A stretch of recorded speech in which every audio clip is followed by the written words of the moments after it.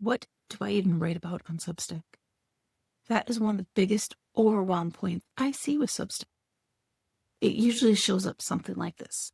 You're staring at a blank page or a blank screen. You know you want to start, you just don't know where to start.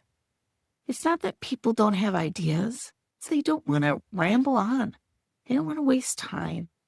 They don't want to pick a direction that turns into noise instead of something useful. Here's the shift that helps. Substack works best when you stop thinking in terms of topics and start thinking in terms of clarifying. What do people come to you confused about? What do you find yourself explaining more than one time? What feels obvious to you, but clearly isn't obvious to them? That's your material. And once you see it that way, you're usually not short on ideas at all. You just needed a way to recognize what was already there. It's a clarity problem. And helping people find that clarity is something I help with.